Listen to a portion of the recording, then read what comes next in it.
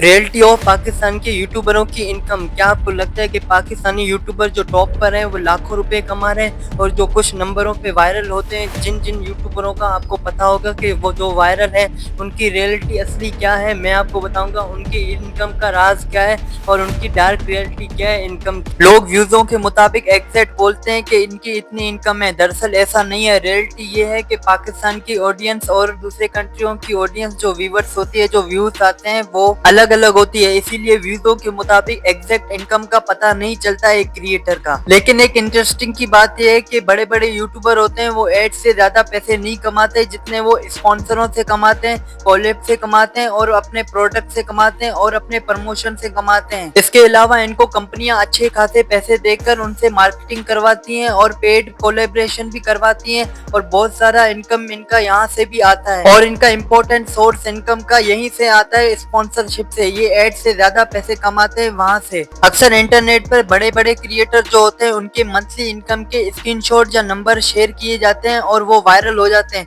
पर आप उनके ऊपर यकीन बिल्कुल नहीं करें। बहुत सारे लोग उनके ऊपर यकीन करते हैं और वो बोलते हैं हम भी यूट्यूब से इतने पैसे कमाएंगे, पर रियलिटी कुछ और होती है। जब वो खुद यूट्यूबर खुद वीडियो में बोले कि मेरी ये इनकम नहीं है, जब तक ये नहीं मानो आप लोग। कभी कभी बाई चांस बड़े बड़े यूट्यूबर होते हैं वो अपने वीडियो में बोलते हैं कि हमारी इतनी इनकम है, और वो स्क्रीनशॉट शो कर देते हैं हमारी इतनी इनकम है मंथली। दरअसल उनकी इतनी इनकम नहीं होती, उनकी इनकम का राज कुछ और ही होता है। ये लोग ऑफलाइन बिजनेस भी करते हैं जो ये आपको शो नहीं करते, क्योंकि इनको पता है कि जब हमारे व्यूज वगैरह गिर जाएंगे, हमारे पास स्पॉन्सरशिप वगैरह नहीं आएंगे, तो हमें ये ऑफलाइन बिजनेस भी काम आएगा। क्योंकि बड़े बड़े यूट्यूबरों को पता है कि हमारे अगर एक कंट्रोवर्सी हुई, हमें लोग हेट करेंगे और हमारे व्यूज गिर भी सकते हैं, और इनसे हमारे एक इम्पैक्ट भी पड़ सकता है हमारे इनकम के ऊपर। इसीलिए ये ऑफलाइन बिजनेस भी करते हैं अपना। पर कुछ यूट्यूबर तो ऐसे हैं जो कंट्रोवर्सी के बाद भी ज्यादा फेमस होते हैं, जैसे डकी भाई हो गया, रजब भट्ट हो गया। इनके ऊपर कितने सारे कंट्रोवर्सी लगे, इनके ऊपर कितने सारे इल्जाम लगे, इनके कितने सारे हेटर हैं, फिर भी ये लोग इतने व्यूज हासिल करते हैं हर रोज, क्योंकि ये लोग अपने वीडियोस को, अपने चैनल को ऐसे मेंटेन करके रखते हैं कि इनके ऊपर कोई भी कंट्रोवर्सी होती है तो इनकी ज्यादा व्यूज आते हैं। मतलब जो लोग इनके फैन नहीं थे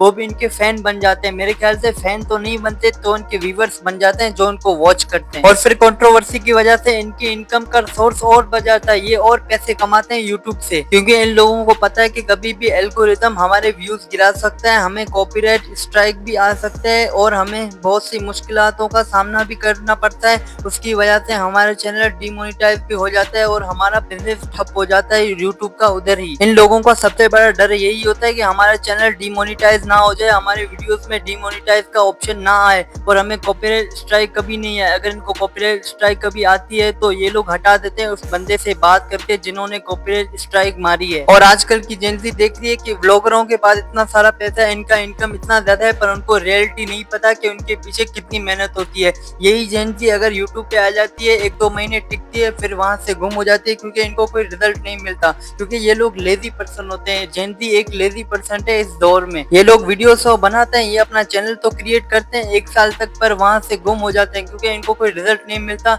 इनको ये समझ भी नहीं है कि एल्गोरिथम कैसे चलता है यूट्यूब का, ये नॉलेज हासिल करते ही नहीं है, बस वीडियोस अपलोड करते रहते हैं, इसीलिए इनको कोई रिजल्ट नहीं मिलता और ये घरे बैठे ही बैठे लेजी पर्सन हो जाते हैं। इसीलिए आप जब भी बड़े यूट्यूबर को देखो और उसके लग्जरी लाइफ को देखो तो ये अंदाजा मत लगाना कि वो इतने सारे पैसे कमा रहा है, कैसे कमा रहा है। आप उसके रिजल्ट को मत देखना, आप उसके पीछे की मेहनत को देखना। उसने कितने सारे वीडियोस बनाए थे और उसके ऊपर कितना सारा प्रेशर था, और उसके ऊपर घर वालों का भी प्रेशर था, वो वीडियो बना ही नहीं सकता था, फिर भी वो वीडियो बनाता था लगातार। और अगर आप ऐसे ही रियलिटी वीडियो देखना चाहते हो तो इस चैनल को सब्सक्राइब करना मत भूलना।